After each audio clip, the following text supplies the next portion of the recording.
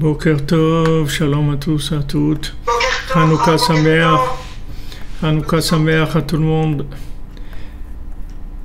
Beaucoup de lumière, beaucoup de joie, Bézat Hashem, beaucoup de Yeshuot, beaucoup de délivrance.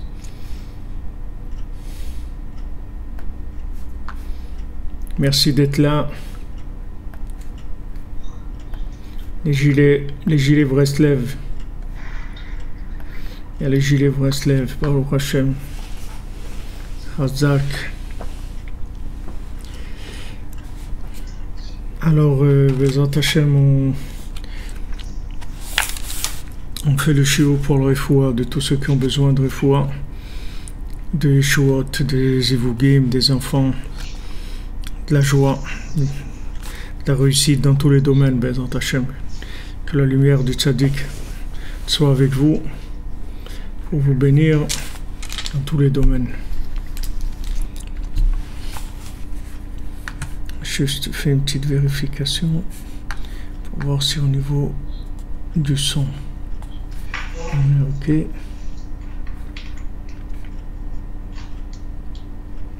Ok.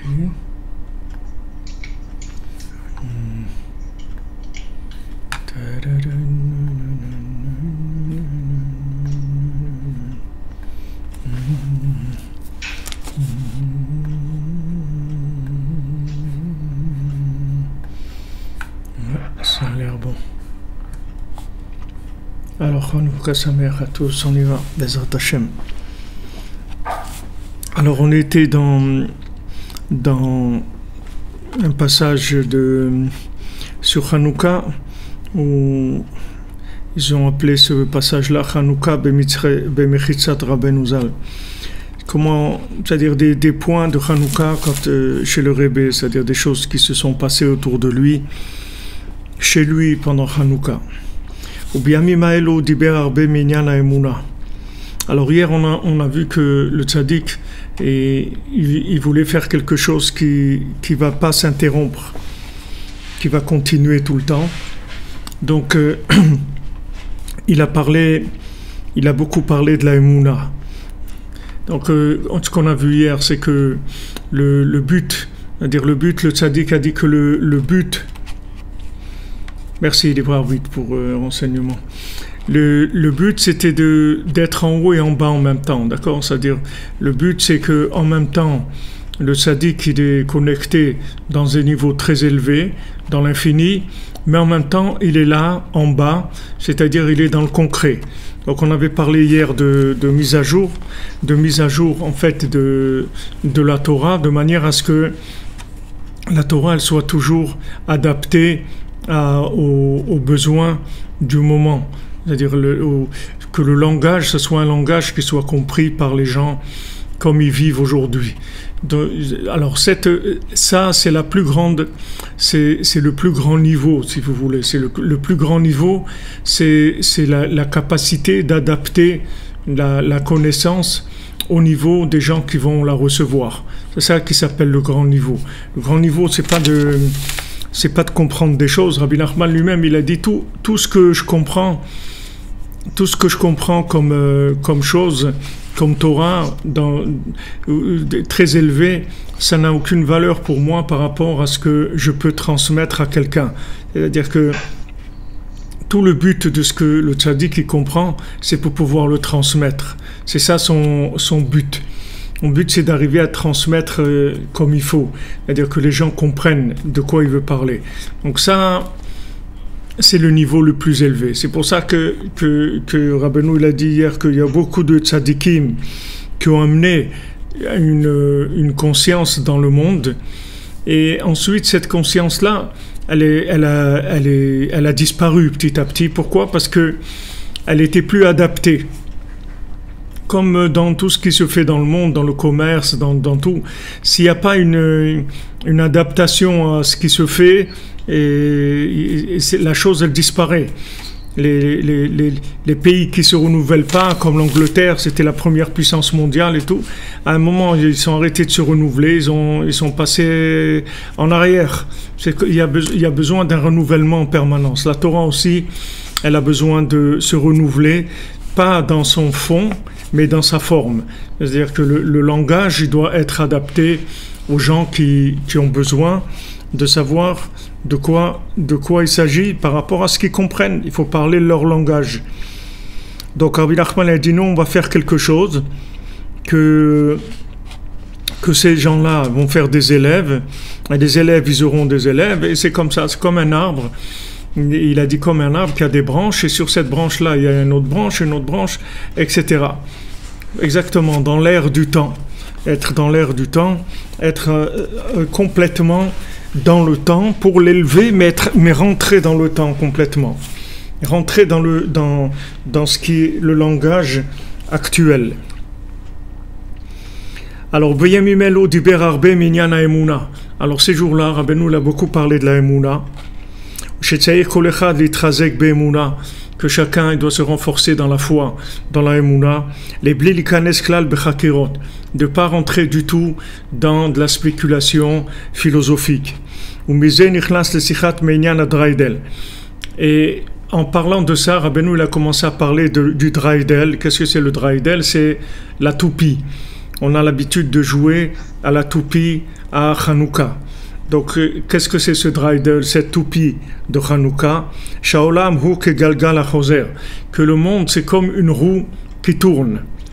Comme on dit, la roue tourne. Des fois, quand il y a quelqu'un qui est riche, etc., et qui devient orgueilleux, qui méprise les autres et tout, alors on lui dit, tu sais, la roue tourne.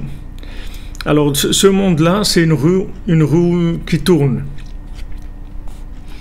Et le principal de la Emouna, c'est de savoir que ceux d'en haut, ils se trouvent en bas, et ceux d'en bas, ils se trouvent en haut, en fait. C'est ça la Emouna.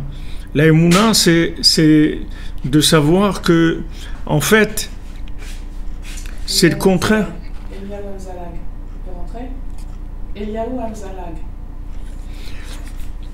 C'est en fait de savoir que maintenant celui que vous voyez qui est en bas, en fait il est en haut. Et celui qui est en haut, en fait il est en bas. C'est-à-dire que dans le but de celui qui est en haut, c'est d'alimenter celui qui est en bas. C'est-à-dire que tous les deux sont en connexion. Mais en fait, celui qui est en haut, il est en bas. C'est-à-dire que si vous prenez par exemple l'homme, c'est le masculin, c'est en haut. Vous écoutez de Chambéry, M. Gorelov. Très bien, Baruch Hashem, Baruch Haba, Hanouka Sameach. Donc l'homme, il représente la compréhension, d'accord? L'homme, il représente l'esprit. Maintenant, le féminin, la femme, elle représente la forme. Alors maintenant vous voyez que la forme, elle est beaucoup moins en danger que l'homme. C'est-à-dire que la femme, elle est beaucoup moins en danger que l'homme. On ne dit pas qu'une femme seule, elle est lotov. Elle n'est pas bien. Mais un homme seul, il est lotov. Lotov Adam liot levado. Donc il faut se dépêcher de se marier, notre ami. Ezrat Hashem. Hanouka. L'homme seul, il est lotov. Alors, c'est-à-dire que celui d'en haut, quand il est en bas, alors c'est une catastrophe. Comme les anges qui accusaient l'homme. Les anges, ils accusaient l'homme, ils disent ouais, l'homme c'est quelqu'un qui se comporte mal, il fait des bêtises, etc. Alors Hachem, il a envoyé ses anges en bas. Et ces anges-là, ils sont devenus mamash des monstres. On dit qu'ils sont devenus des singes. C'est-à-dire les singes, c'est ces anges-là qui sont descendus. Hachem, il a dit, vous êtes en haut, vous vous moquez de l'homme, vous le voyez comme ça, vous croyez qu'il n'a pas de force, qu'il est comme ça, il est là, il boit un petit shot de whisky, il regarde un film, il rigole, tout ça. Vous croyez qu'il est faible? Alors attendez, descendez, on va voir ce que ça va donner. Et quand ils sont descendus, ils sont devenus mamash des monstres. Ils sont devenus des monstres quand ils sont descendus. Alors Mazal Tov pour Monsieur Merdi, pour votre nouvelle maison, qu'elle vous apporte beaucoup de bonheur et de chance, Bezat Hashem. Donc si vous voulez, le Draïdel, le principe de la roue, qui est le principe de la toupie, c'est qu'en fait, dès que je sens que je suis en haut, c'est en fait parce que je suis en bas. Ça veut dire que je suis en bas. Et dès que je sens que je suis en bas, ça veut dire que je suis en haut. Avraham Nachman, il rapporte, Rabbeinu, il dit dans l'Écoutez Moran, que maintenant quelqu'un il doit toute sa vie, il doit se languir de dire une parole de vérité. Si quelqu'un il dit une parole de vérité dans sa vie, alors toute sa vie elle est réparée avec une parole de vérité dans toute sa vie. Alors Rav Amram Nachman il dit que cette parole de vérité elle va sortir que quand la personne elle est en bas, elle va pas sortir quand la personne elle est en haut. Parce que quand elle est en haut, il y a beaucoup d'artifices qui se mettent. Dès qu'on est en haut, alors il y a tout de suite des choses artificielles qui viennent se coller. Mais quand on est en bas, il n'y a plus rien. Le mensonge, il n'intéresse plus la personne. C'est-à-dire, la seule chose qui l'intéresse, c'est du vrai. Donc Rav Amram Nachman, il dit que cette parole de vérité, elle va se dire par quelqu'un qui est en bas. En général, quand tu vas être en bas, c'est là où tu vas être vrai. Donc c'est le monde à l'envers. C'est-à-dire que, en fait, on essaye de monter. On veut monter.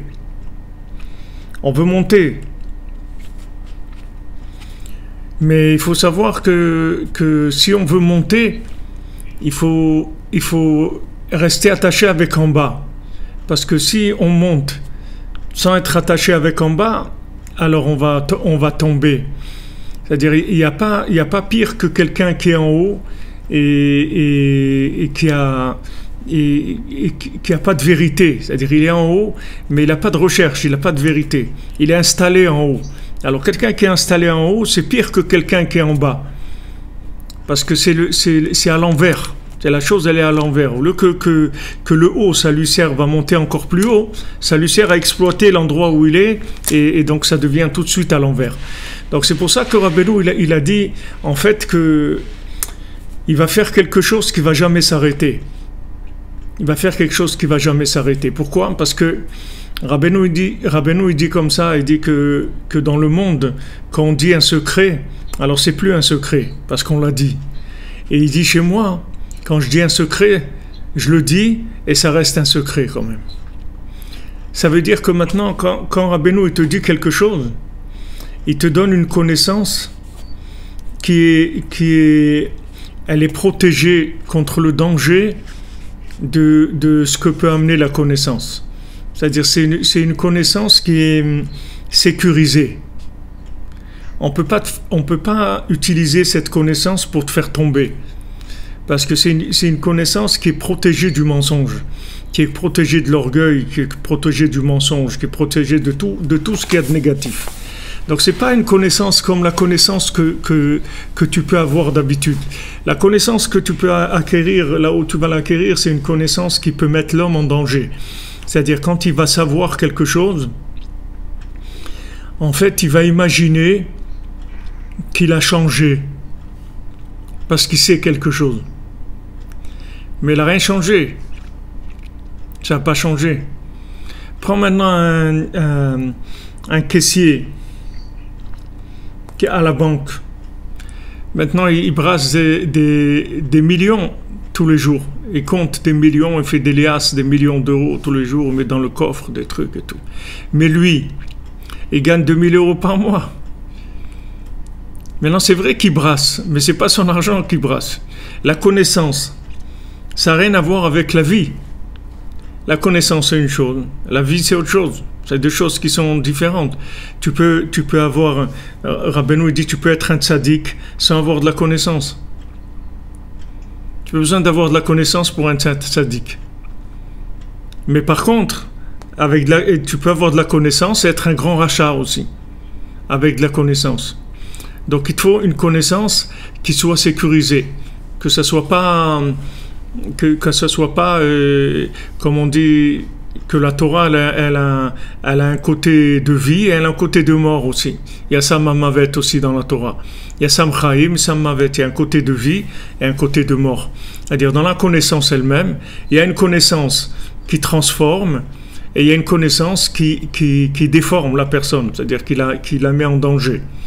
Maintenant, l'avantage de l'enseignement du tzaddik, c'est qu'il t'enseigne des choses qui sont sécurisées par rapport au mal.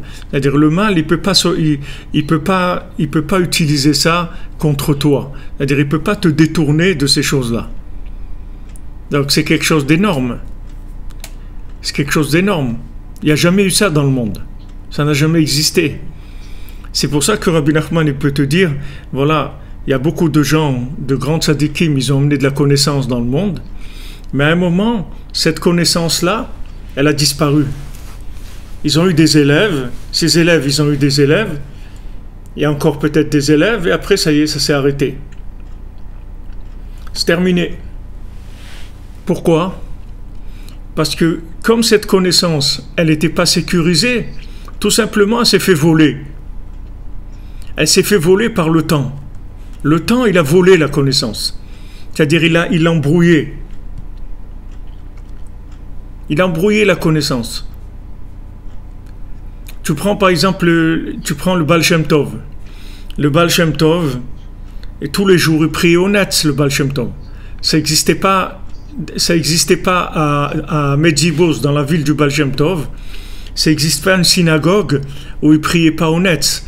Les synagogues, elles fermaient après le Netz. Il n'y avait pas de synagogue à 8h, ni à 9h, ni à 10h. Il y avait un minyan, c'est le Netz Hachama, c'est les Khatrila, le Mechaber, les Khatrila, on prie au Netz Hachama, au lever du soleil. C'est a priori la halacha. Le Baal Shem Tov, ça n'existait pas des gens de l'époque du Baal Shem Tov qui se lèvent pas à Chatzot. Ça n'existait pas. C'est quelque chose qui était...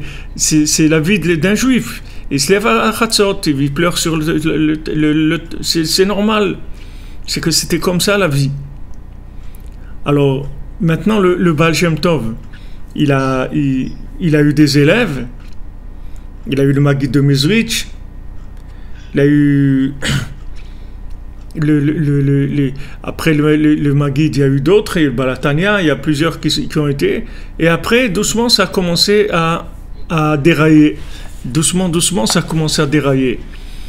Après, il y a eu beaucoup de schnapps, beaucoup de trucs qui sont venus. Et où est la Torah du Baal Shem Tov aujourd'hui? Qu'est-ce que c'est la Torah du Baal Shem Tov aujourd'hui? Alors, refoua shlema pour Yitzhak ben Rachel. Où est la Torah du Baal Shem Tov? Pourquoi maintenant il y a eu ça? Pourquoi quand la fille du Baal Shem Tov elle était sur le bateau avec son père pour aller en Eretz Israël, alors que le bateau il allait couler et qu'on lui a fait savoir que si il mettait sa fille à la mer ou ses écrits, il jetait ses écrits ou sa fille, alors la tempête elle allait se calmer, le bateau les gens ils allaient être sauvés. Alors ils ont décidé donc de faire descendre la fille du Baal Shem Tov, parce qu'il y avait tous les écrits du Baal Shem Tov, c'était quelque chose que le monde allait avoir besoin.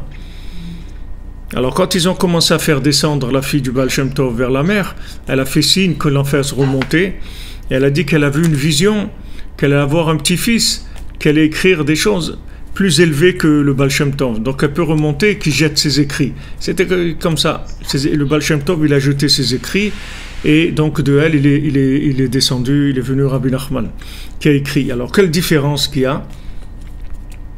Un fois Shlema pour Jean Lambin, Bat Gabriel. Quelle différence il y a? C'est que la connaissance, telle qu'elle a été distribuée dans le monde, diffusée dans le monde, depuis la faute d'Adam Arishon, ça a été une connaissance qui n'était pas sécurisée. Donc, il y a un moment où cette connaissance-là, elle se fait dévorer par l'usure du temps. Le temps, ça use les choses, ça détruit les choses. Tu prends une maison, tu habites pas dedans pendant 20 ans, elle va se détruire. Mais pourquoi? Il n'y a personne qui habite dedans. Ben c'est justement parce qu'il n'y a personne qui habite dedans. Mais il n'y a personne, des hommes, mais il y a plein de choses, des énergies qui habitent dedans. Et ces énergies-là, elles vont détruire la maison. C'est des énergies négatives. Ces énergies négatives, elles ne rentrent pas s'il y a des gens. C'est-à-dire que si c'est vivant, qu'il y a une mise à jour, que tous les jours on rentre à la maison, tous les soirs, etc. Voilà, la vraie connaissance se renouvelle en permanence. C'est-à-dire que c'est comme cette maison, tu rentres, wow, il y a quelque chose, une ambiance, quelque chose, il fait bon y être, c'est agréable. Tu laisses cette maison-là sans la toucher, tu la touches pas, tu fais rien de mal, tu la laisses juste comme ça, 20 ans, tu reviens, tu la trouves complètement délabrée. Qu'est-ce qu'il y a eu? Qu'est-ce qu'il y a eu? Tout simplement que le temps, il détruit. Dans le temps, il y a de la destruction. Il y a un côté qui détruit. Si jamais tu n'as pas la mise à jour, ça détruit. Donc maintenant, la connaissance, c'est la même chose. C'est-à-dire que la connaissance, elle est extraordinaire quand elle est dans le moment où il faut qu'elle soit. C'est-à-dire à son moment où elle est dans son top, c'est-à-dire elle est en haut et elle est en bas de façon claire, comme il avait Adam Arishon avant qu'il faute, elle est extraordinaire. Maintenant, une fois que Adam Arishon il a fauté, il a séparé la connaissance de l'arbre de vie. Donc la connaissance, elle est plus mise à jour. Si la personne ne fait pas une recherche de mise à jour, la connaissance elle est plus mise à jour et elle commence à baisser, pas à baisser dans sa valeur intrinsèque, dans sa valeur profonde, mais dans sa valeur de capacité d'adaptation au temps. Et après les gens, ils comprennent pas de quoi tu parles. Tu viens, tu leur parles de Torah, ils comprennent pas de quoi tu parles. Ils disent mais c'est quoi que tu veux quoi? Tu veux en arriver quoi? Ils savent pas de quoi tu parles parce que tu parles un langage qui a rien à voir avec le temps dans lequel on vit. Donc cette connaissance, c'est son côté faible, son côté dépendant. Si elle est connectée avec l'arbre de vie, alors il n'y a pas de problème. Maintenant, Rabbi Nachman, c'est une âme qui n'a pas goûté de l'arbre de la connaissance du bien et du mal. L'âme de Rabbi Nachman, elle a quitté Adam Arishon avant qu'il mange du fruit de la connaissance du bien et du mal. Donc Rabbi Nachman, il n'a aucun lien avec la faute d'Adam Arishon. Donc quand Rabbi Nachman il t'enseigne quelque chose, il t'enseigne de la connaissance avec de la vie dedans. C'est pas de la connaissance pour la tête, c'est de la connaissance pour la tête et surtout pour le cœur. Donc c'est une connaissance qui alimente le cœur. Donc cette connaissance qui alimente le cœur, elle est vivante.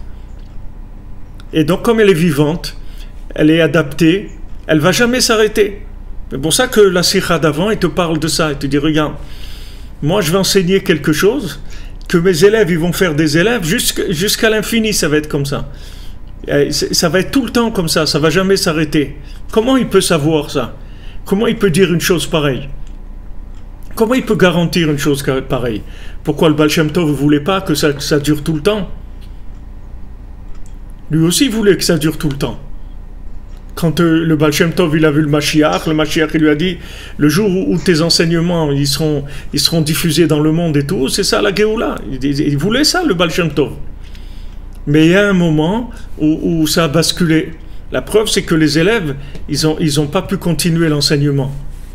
Et même vous voyez sur le terrain ici, et la tombe du Baal Shem Tov, qui est-ce qui a retapé la tombe du Baal Shem Tov? C'est les Breslev. La tombe du Baal Shem Tov ici, elle était complètement abandonnée. Et c'est même des Français, des gens de France qui ont donné pour ça, pour qu'il y ait ce qu'il y a aujourd'hui. Maintenant il y a des hôtels, des trucs, les Chassidim y viennent et tout. Mais qui est-ce qui a fait ça? Qui est-ce qui a retapé la tombe du Baal Shem Tov? C'est des Breslev. C'est pas des Chassidim. Pourtant, tu vas dire aux Chassidim, le Baal Shem Tov, ils vont te dire, waouh, hey, ligé, Baal Shem Tov, le Baal Shem Tov à Kadosh et tout. À Kadosh, mais regarde sa tombe, elle était dans un état catastrophique. Pourquoi? Parce que c'est pas vivant. Quand on dit que maintenant les tzadikim, quand ils sont morts, en fait ils sont vivants, c'est par rapport à nous. C'est-à-dire que c'est nous si maintenant ces tzadikim-là, ils vivent dans notre cœur, alors ils sont vivants. Eux, ils sont toujours vivants, il n'y a pas de problème. Ils sont toujours vivants, mais ça dépend si toi, tu es connecté avec eux ou pas. Si tu es connecté avec eux, ils sont vivants. Tu n'es pas connecté avec eux, ils ne sont pas vivants. Maintenant, ta connexion, elle dépend de ton degré de connexion, si tu veux, il dépend de combien tu as de la foi. Tu as de la foi dans l'existence du tzaddik, dans l'existence de son enseignement. Combien tu t'inclus là-dedans. La foi, c'est la possibilité de mettre des choses qui ne se voient pas, c'est-à-dire de mettre en place des choses qui ne se vérifient pas, que l'esprit ne peut pas vérifier. Tu es capable d'adhérer à des choses sans que l'esprit puisse vérifier.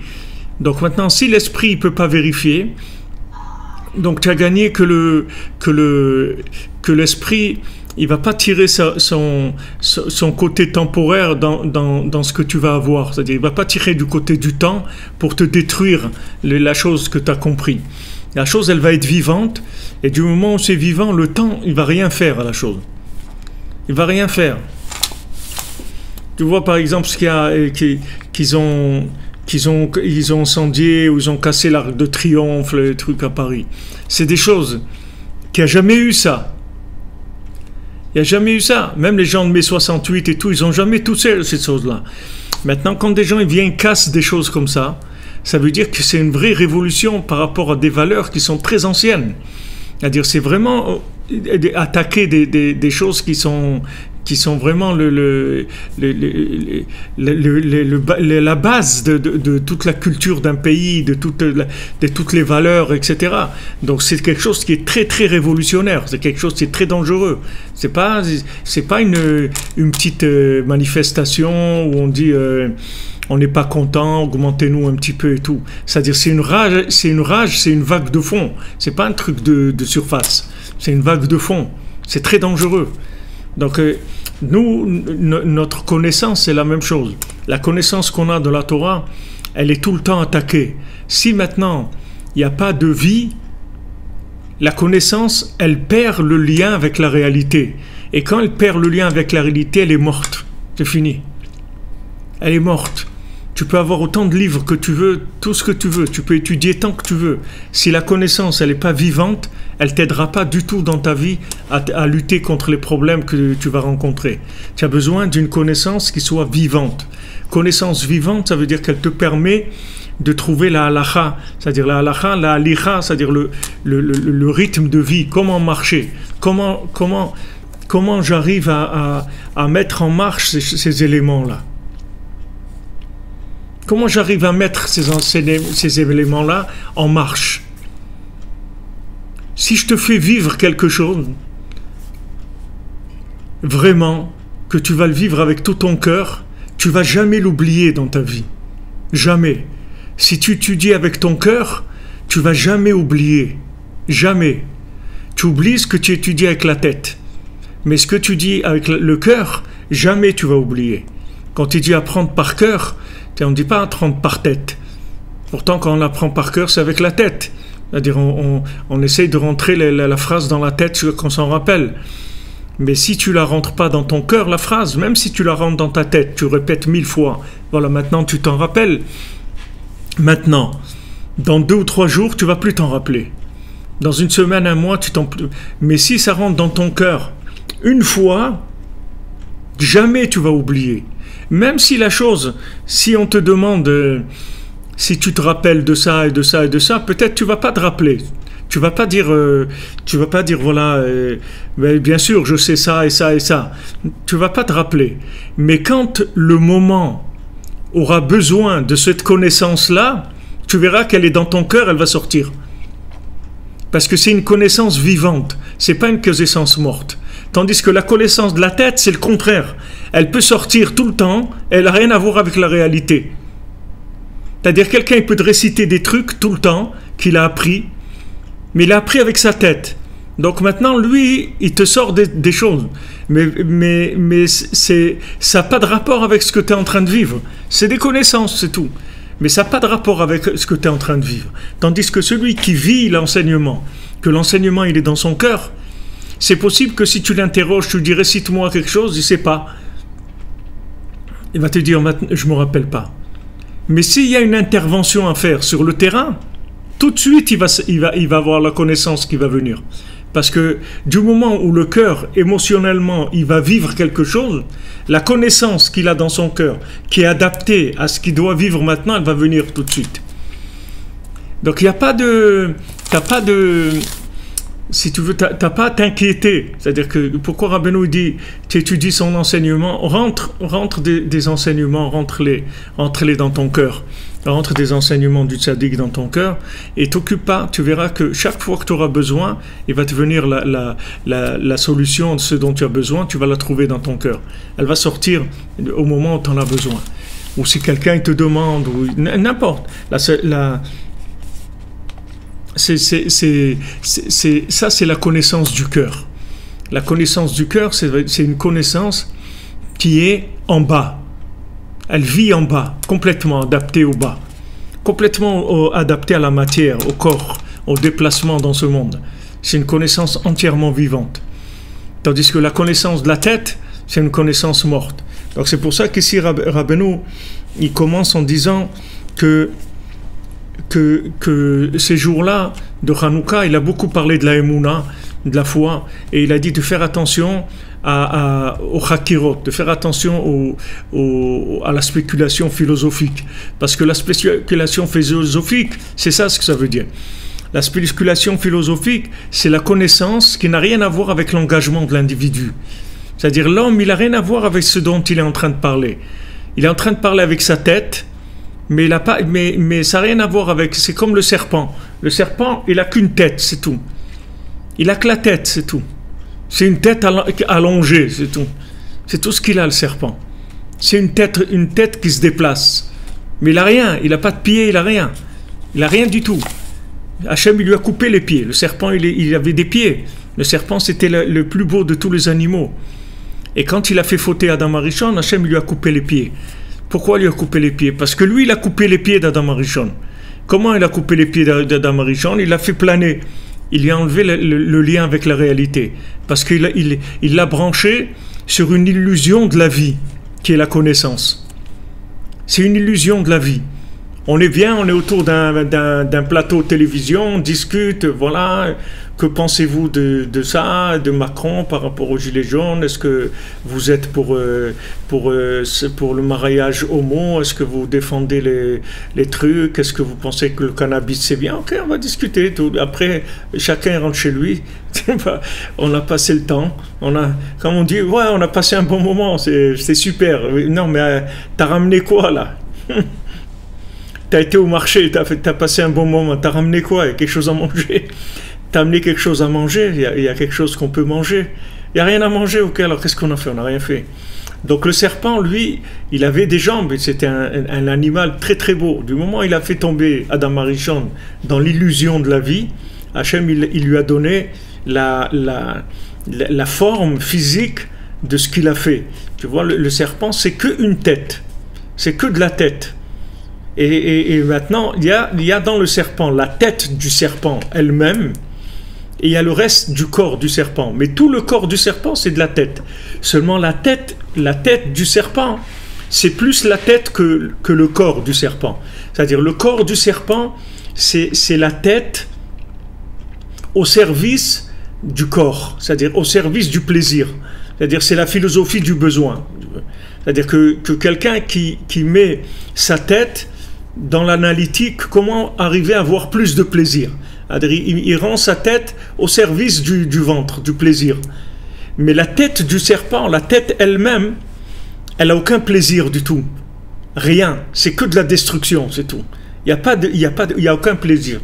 C'est de la philosophie de la mort, c'est tout. Il n'y a aucun plaisir du tout.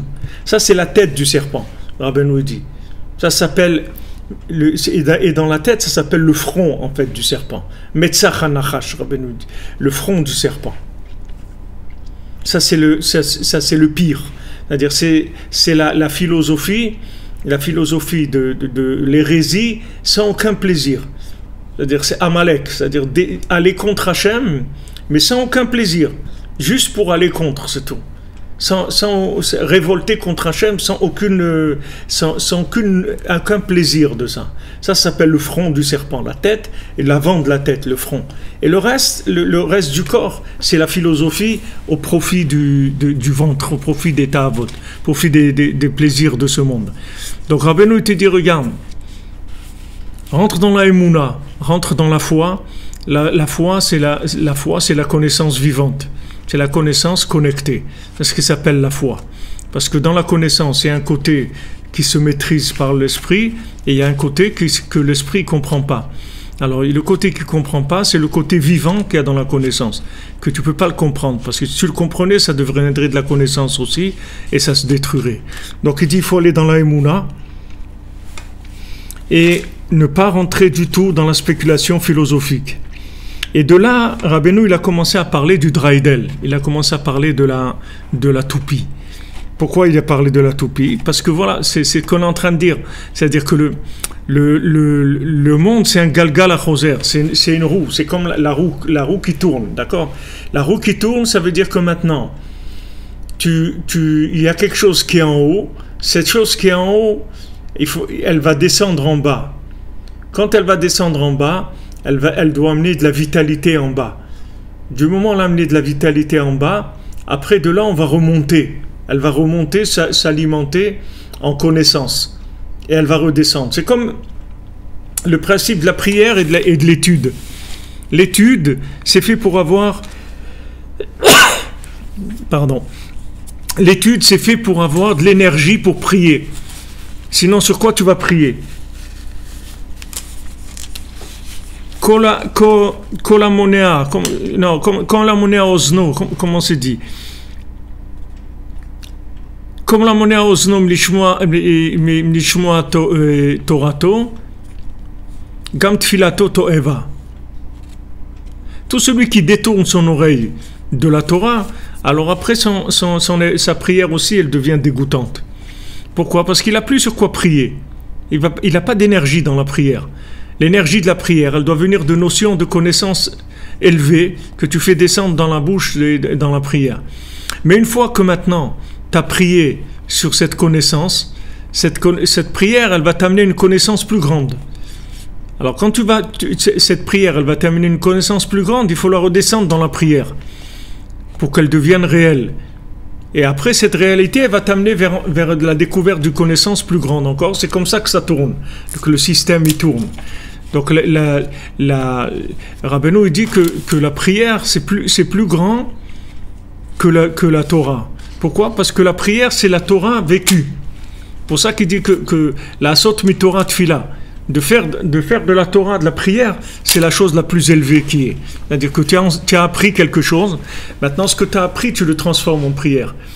Donc Rabbi Nathan, il a écrit l'écouté de Philot, il a écrit l'écouté à l'achot et l'écouté de Philot. C'est les deux, c'est le même concept. C'est-à-dire l'écouter à l'achot, c'est comment vivre les enseignements de la Torah de manière à ce que je les fasse avec de la joie, avec de la vitalité.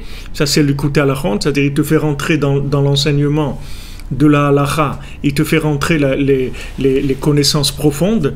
Et d'un autre côté, il a écrit l'écouter de Philot sur l'écouter moral, c'est-à-dire que prier pour pouvoir vivre l'écouter moral, pour pouvoir vivre les enseignements. Donc Rabbeinu dit que la prière qui est faite sur l'enseignement, c'est la chose la plus élevée qui existe. Donc là, c'est la roue qui tourne. C'est-à-dire, on part de la connaissance qui devient de la prière, qui remonte vers de la connaissance et qui revient vers la prière, sans arrêt. Sans arrêt, ça tourne. C'est le principe de la toupie. Donc il te dit, voilà, fais attention de ne pas rentrer, quand tu as de la connaissance, ne va pas vers le côté philosophique de la connaissance. Parce que le côté philosophique de la connaissance, c'est un côté végétarien. Végétarien, ça veut dire, comme on dit, quelqu'un il végète, ça veut dire il ne fait rien du tout. En fait, pourquoi on dit végétarien? Pourquoi on ne dit pas animalien ou minéralien, ou pourquoi ça dit quelqu'un y végète? Pourquoi on ne dit pas quelqu'un animal ou les minérales? Pourquoi végétarien? Parce que c'est écrit dans les Sfarim. Merci.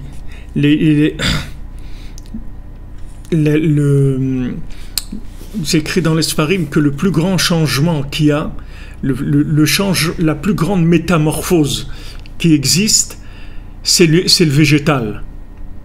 C'est la plus grande métamorphose. C'est-à-dire tu passes de la terre à une fleur ou un légume ou un fruit.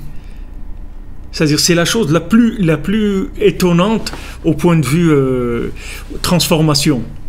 Tandis que le végétal en animal ou l'animal en humain, c'est moins extraordinaire. Mais le végétal, c'est la chose la plus extraordinaire qui existe dans les règnes, c'est-à-dire le passage d'un règne à un autre. Oui, le végétal, il est enraciné dans la terre, c'est-à-dire qu'il prend sa force dans la terre, c'est sûr. Mais le Inyan, c'est que quand vous voyez une plante, vous voyez de la terre. De cette terre, il sort une plante. Il sort une tomate, une banane, un truc, c'est un pélé. Comment la terre elle est devenue une banane? Comment la terre elle est devenue? C'est un changement qui est extraordinaire. De là, ça vient l'expression de végéter. Parce que quand on dit à quelqu'un de végéter, c'est-à-dire qu'on attaque sur l'image qui est la plus créatrice dans l'imagination. C'est-à-dire c'est là où il y a le plus besoin de Emouna. D'ailleurs, c'est pour ça que Rabbeinu dit que le Seder Zraïm dans le Mishnayot, c'est le Seder sur la Emouna. C'est-à-dire que les Mishnayot Zraïm, les Mishnayot qui parlent de tout ce qui est planté, faire pousser, ne pas mélanger les légumes qui sont à côté de l'autre, respecter des distances pour pas qu'il y ait des mélanges, etc. Tout ce qui gère les cultures, c'est le Seder de la Emouna. Parce que quelqu'un qui fait pousser, il a besoin d'Emouna pour faire pousser quelque chose. Il a besoin d'Emouna. C'est-à-dire qu'il il se lance, il va amener il va planter des graines. Il va planter des graines et il espère que ça va pousser. C'est tout ce qu'il peut faire. Ouais, il a tout fait et s'il pleut pas, et s'il pleut pas au bon moment, et s'il pleut trop, et s'il y a des moustiques, s'il y a des trucs là, des sauterelles qui lui mangent son truc, il sait pas. C'est-à-dire c'est quelque chose qui est très très exposé, très très exposé. Alors que quelqu'un qui fabrique des bouteilles de coca, il est beaucoup moins exposé. Il a besoin d'avoir des machines, des trucs et tout. Mais il n'y a pas un moment où il est complètement en l'air. Il est lâché complètement dans l'air. Mais l'agriculteur, il est complètement lâché. Il y a un moment où il a fait tout ce qu'il pouvait faire et après il lâche. Il ne peut plus rien faire. Il a fait tout ce qu'il pouvait faire. Maintenant, il y a une intervention divine pour faire pousser son truc. Sinon, ça ne marche pas. Donc, le végétal, c'est la chose la plus extraordinaire qui existe et c'est le principe de la Emouna. Le principe de la Emouna, c'est ça. C'est de faire pousser, à partir de la terre, de faire pousser quelque chose. C'est-à-dire, tu vois de la terre, tu as l'impression que cette terre, elle donnera jamais rien et de là, il va sortir quelque chose. De là, il va sortir quelque chose d'extraordinaire. Et comme ça, Rabbeinu, il explique aussi la machloket, c'est-à-dire quand on attaque quelqu'un, quand des gens ils parlent du mal de lui, ils veulent lui faire du mal, etc. Il écrit à son frère et il lui dit, regarde, je souffre beaucoup. Rabbeinu, il écrit à son frère Yechiel, c'est au début du Halim la Troufa, du livre sur les lettres de Rabbi Nathan. Mais au début, il y a les lettres de Rabbeinu, quelques lettres de Rabbeinu. Alors Rabbeinu l'écrit à son frère Yechiel et lui dit, j'ai entendu, parce que comme le frère de Rabbeinu c'est devenu un élève de Rabbeinu, donc après là dans sa communauté ils ont commencé à l'attaquer, comme ils attaquaient Rabbeinu, Rabbi Nathan, ils l'ont attaqué, ils l'ont embêté. Alors Rabbeinu lui dit, ça me fait beaucoup souffrir ce qu'ils font pour toi, contre toi, ces Réchaïm là, ces mécréants qui t'attaquent et tout, qui te font du mal. Mais sache que comme comme maintenant une graine, elle doit pourrir dans la terre pour pouvoir pousser, alors eux, ils font ce travail-là. Quand ils t'attaquent, en fait, c'est comme le moment où tu as l'impression que la terre, elle est l'ennemi de la graine, parce qu'elle est en train de la faire pourrir. Tu dis, mais attends, tu m'avais dit que tu allais me faire pousser, que j'allais devenir un fruit et plein de graines et tout. Pourquoi tu m'attaques, tu me détruis maintenant? Pourquoi tu me fais pourrir? Alors Rabbeinu il dit, cette étape-là qui te font pourrir maintenant, c'est uniquement pour te faire grandir. Et ces gens-là, c'est tellement des réchaïm, c'est tellement des mécréants, que s'ils savaient le bien qu'ils te font en étant contre toi, ils ne seraient pas contre toi. Parce qu'ils voudraient te faire du mal, donc ils te laisseraient tranquille. Mais comme ils ne savent pas, ils ont l'impression qu'ils sont vraiment en train de faire du mal, alors ils t'attaquent. Mais en fait, ils sont en train de te donner de la vitalité, c'est comme ça que tu vas grandir. Et Rabbeinu le dit plusieurs fois, de ça tu vas grandir, tu vas pousser avec ça. C'est le principe de passer du minéral au végétal. Ces attaques-là, qui ont l'air complètement destructrices, en fait, c'est ce qui va te permettre d'un changement total. Ça va t'aider à un changement total, comme une tomate qui sort de la terre. Si tu prends de la terre dans la main, tu verras jamais qu'il y a la tomate dans la terre. C'est invisible. Invisible. Tandis que si tu prends du végétal dans l'animal, il y a du végétal dans l'animal. Et dans l'humain, il y a de l'animal et il y a du végétal. Mais le principe de la terre au végétal, c'est extraordinaire. Alors quand on dit à quelqu'un tu végètes, c'est-à-dire en fait tu fais pas ce que le végétal il fait, c'est-à-dire que tu es quelqu'un qui fait rien du tout, c'est-à-dire qui produit pas. Alors que le passage de la terre au végétal, c'est le changement le plus grand qui existe. Donc c'est le principe de la Emouna. Donc Rabbeinu il dit voilà, ne pas du tout rentrer dans la philosophie. Et de là, il a commencé à parler du Dreidel, donc de ce système-là, que le haut il va en bas et le bas il va en haut. Comme une fois, il a demandé, je ne sais pas si Rabbi Hanina ben Dosa, je ne sais pas qui c'était, qu'il a dit, qu'est-ce que tu as vu là-bas en haut? Et il dit, j'ai vu que ceux qui étaient ici en bas, ils étaient en bas, là-bas ils sont en haut. Et ceux qui ici, ils étaient en haut, là-bas ils sont en bas. Dans les sièges, c'est à l'envers par rapport à ici. La vision des choses, elle est à l'envers. Et c'est ça qu'il faut savoir, le Ikar de la Emouna. C'est de savoir que ceux d'en haut, ils sont en bas, et ceux d'en bas, ils sont en haut. Sache que maintenant, tu es en bas, mais sache que tu es en bas par rapport à la vision de la terre. Mais si tu regardes par rapport à la vision du végétal qui va sortir, de ce qui va pousser, en fait, tu es en haut. C'est pour ça que Rabbeinu te dit que Emet meretz titzmach, la vérité, elle va pousser de la terre. Akitsu veranenu shochne afar, réveillez-vous et chantez les résidents de la poussière.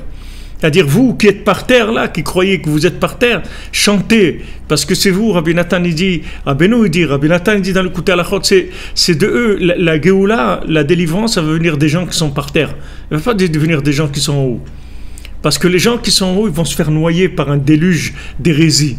Rabbeinu dit que comme il y a eu le déluge de Noach, il va y avoir un déluge qui est beaucoup plus grand que celui de Noach, c'est le déluge de la tête. C'est pas le déluge de l'eau.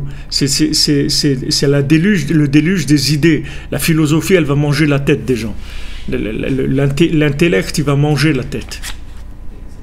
Sans aucun jugement, mais est-ce qu'il fait un chilouk, une différenciation entre des gens qui sont à terre mais qui s'en rendent compte et qui essayent d'œuvrer pour, et des gens qui peut-être n'ont même plus conscience qu'ils sont à terre? C'est ça.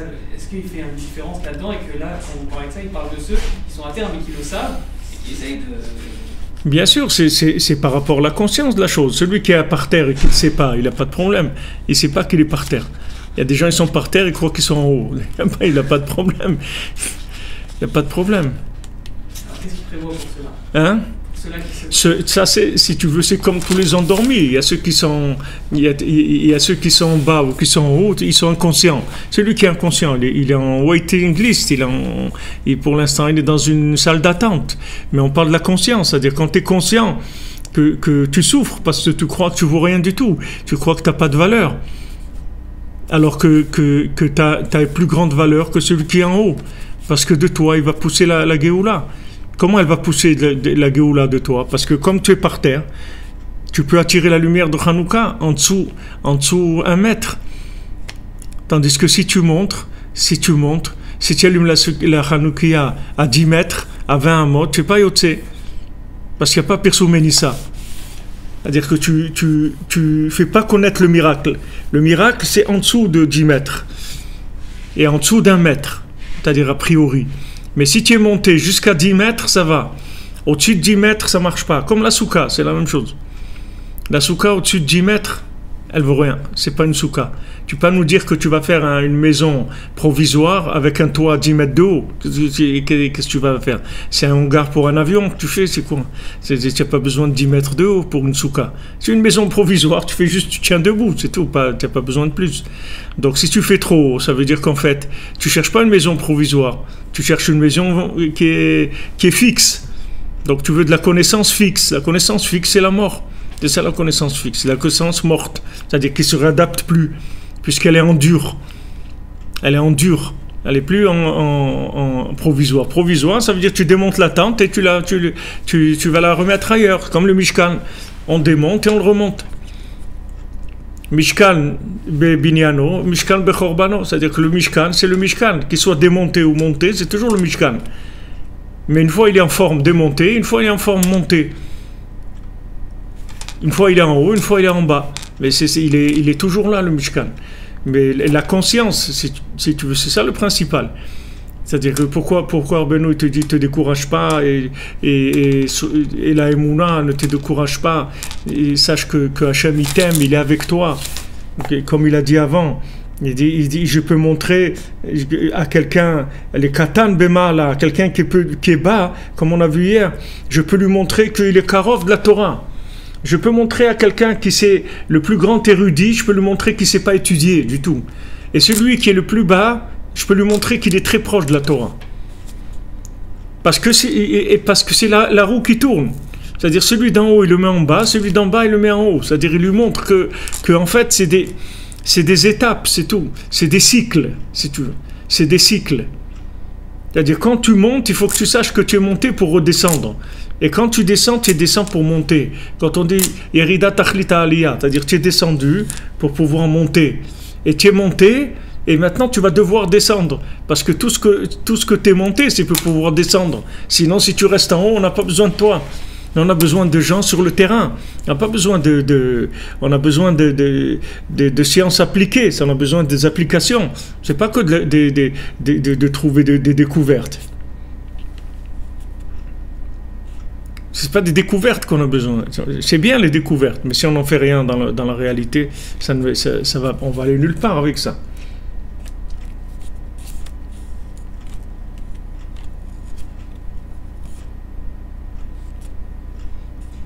Tu comprends? Tout dépend de la conscience. Quand on parle ici, on parle d'individus conscients. Un individu qui n'est pas conscient, il n'a pas d'existence avec un libre arbitre.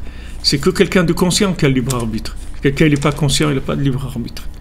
On ne peut pas le juger des choix. Il n'a pas de choix. Il vit, c'est tout, comme un objet ou un truc, mais il n'a pas des choix. C'est que la conscience qui te permet de choisir. והשם יתברך מצמצם שכינתו, שיהיה לו נחת רוח מהעולם השפל.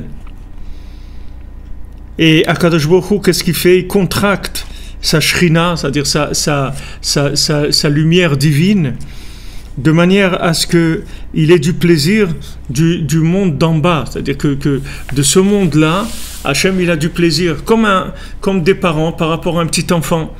Un petit enfant, maintenant, il va savoir marcher, ça va faire plaisir aux parents. Mais qu'est-ce qu'il y a qu'un enfant il marche? Il y a rien je veux dire, il y a beaucoup de gens qui marchent dans la rue. C'est pas pour ça que ça donne de la joie à tout le monde, les gens qui marchent. Pourquoi parce que il est en train de faire un effort pour essayer de marcher. Et c'est des parents. Alors les parents, ils contractent leur façon de voir l'enfant de manière à qu'un petit acte de l'enfant, ça prend beaucoup de valeur pour eux. Donc Hachem, il fait la même chose pour nous. C'est-à-dire, il descend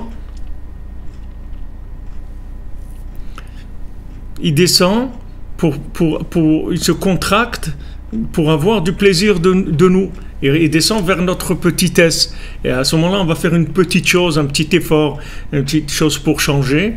Et ça y est, Hachem, il va être content de ça. Il va avoir beaucoup de joie. Alors, tu as toutes ces histoires de ces gens qui font des chalotes pour Hachem, l'autre qui joue du pipeau pour Hachem, l'autre qui fait des cabrioles pour Hachem. Il dit, Hachem, je veux te faire quelque chose pour te faire plaisir. Alors voilà, il fait une cabriole. Il dit, tu vois, elle est bien, non, la cabriole? Ça te fait plaisir, je vais te faire une autre, regarde. Et il fait des cabrioles pour Hachem. Et Hachem, il est joyeux de ça. Parce qu'il est sincère quand il fait cette cabriole-là.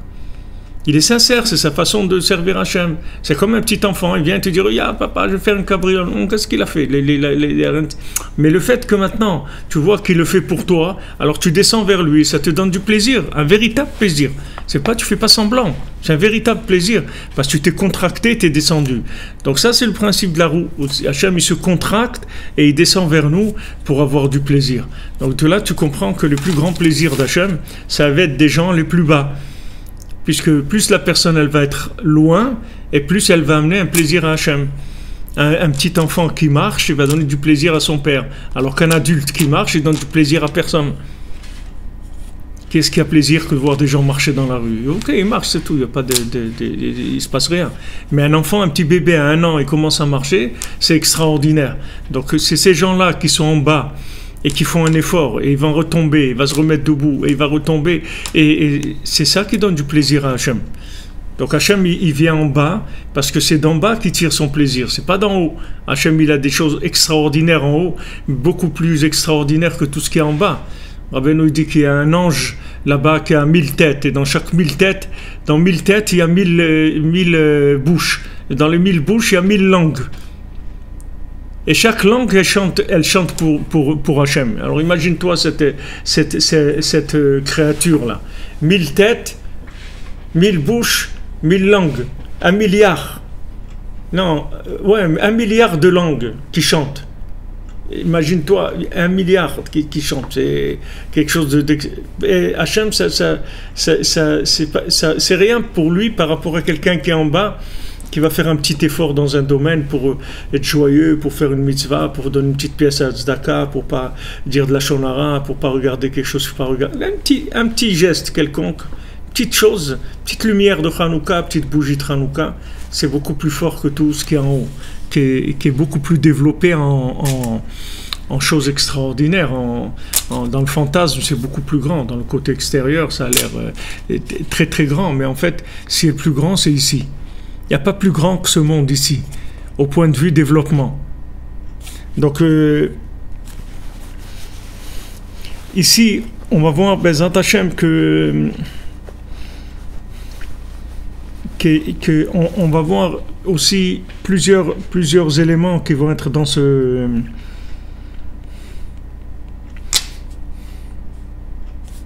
Merci Esther. Dans la suite, on va rester sur ce cave-là, sur cette ligne-là. Parce qu'après, on va parler de l'élève, du principe de l'élève et du principe du maître qui est obligé de monter. C'est-à-dire que maintenant, il y a un moment où, je veux dire, on est obligé de démouler le gâteau. C'est-à-dire qu'il y a un moment où le maître, il ne peut plus rester là. Parce que maintenant, il a besoin d'amener des éléments il peut plus les amener en restant dans un corps. Donc il est obligé de partir, il est obligé de monter. Et c'est là où l'élève, il doit devenir plus élève que ce qu'il était avant. Parce qu'avant, c'était un élève qui était en contact avec le maître physiquement. Donc il allait le voir, il parlait avec lui et tout. Il y avait un côté emballage qui facilitait les choses. Maintenant, le maître, il a besoin d'amener de la Torah plus élevée, beaucoup plus élevée. Donc il monte. Et quand il monte, c'est qui tout double. Soit l'élève, il oublie, soit l'élève, il cherche encore plus, et donc le Rav, il va être là encore plus que ce qu'il était avant. Après, ça va tout tenir sur les épaules de l'élève. C'est l'élève qui va décider après. Donc tu vois qu'en fin de compte, c'est le bas qui fait tout. C'est le bas qui va amener. Parce que ça va dépendre du bas. Comme Rachid dit, toute l'époque de Yeshua, et les Bnei Israël, ils n'ont pas fauté. De là, on apprend que tant qu'il y a un Talmid du Rav qui est vivant, ça veut dire que le Rav, il est vivant. Dès que le rab il a plus d'élèves, il est mort le rab. C'est-à-dire il est mort. Pour en bas, pour en haut, il est super vivant, mais pour en bas, il est mort. Et nous, ce qu'on veut, c'est qu'il soit vivant en bas. C'est pour ça qu'on dit que les tzadikim, quand ils meurent, ils sont appelés vivants. Parce que ça dépend de l'appellation que tu vas lui donner. Si tu l'appelles, alors il est vivant. Si tu ne l'appelles pas, il est mort. C'est à toi de décider. C'est toi qui décides selon ta émouna. Donc, Bezat Hashem, on continuera demain, qui est troisième jour de Hanouka. On continuera cet enseignement-là, c'est-à-dire que les éléments qui rapportent, ils sont tous dans la même lignée. Vous verrez, Bezat Hashem, que c'est tout un concept très profond qui est général, qui va dans tous les endroits. Que ce soit éducation, mariage, Torah, business, tout ce que vous voulez, ça va partout. Ce sont des clés de vie.